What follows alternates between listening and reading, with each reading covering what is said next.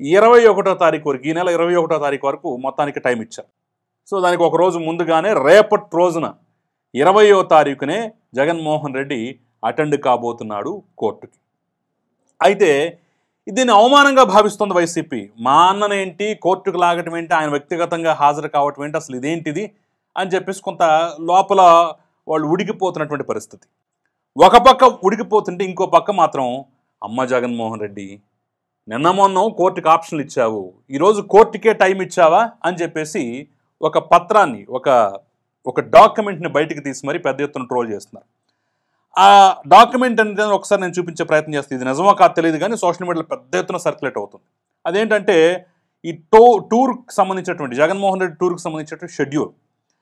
ఆయన ఉదయాన్నే 9 గంటలకి తాడేపల్లి ప్యాలెస్ నుంచి బయలుదేరితే 9:40కి బై రోడ్లో గన్నవరం ఎయిర్పోర్ట్కి చేరుకుంటారని, 10 గంటలకి గన్నవరం ఎయిర్పోర్ట్ నుంచి ప్రత్యేక విమానం ఎక్కుతారు, 10:45కి బేగంపేట ఎయిర్పోర్ట్కి చేరుకుంటారు. ఎందుకంటే ప్రత్యేక విమానాలు తప్ప బేగంపేట ఎయిర్పోర్ట్కి సాధారణ విమానాలు రావు.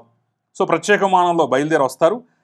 11 గంటలకి బేగంపేట విమానంలో ఆయన దిగిన తర్వాత అక్కడి నుంచి బై రోడ్లో బయలుదేరతారు. 11:30కి నాంపల్లి సిబిఐ కోర్టుకు చేరుకుంటారు. ఇక అసలు ట్విస్ట్ ఎక్కడుంది, 11:30 నాంపల్లి సిబిఐ కోర్టుగా హాజరైనటువంటి జగన్మోహన్ రెడ్డి ఏకంగా 12:30 బై రోడ్ బయలుదేరి లోటస్ పాండ్ నివాసానికి చేరుకుంటారని చెప్పేసి షెడ్యూల్ ఇచ్చారు.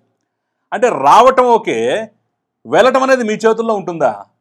నువ్వు ఎంతసేపైనా విచారణ చేయి, ఏమైనా ప్రశ్నలు, నేను గంట మాత్రమే కోర్టులో ఉంటాను, ఆ తర్వాత నీ ఇష్టం అని చెప్పేసి జడ్జి గారికి షెడ్యూల్ పంపించినట్టు లేదు అని చెప్పేసి ఉదయం నుంచి పెద్ద ఎత్తున ట్రోల్ చేస్తున్నారు.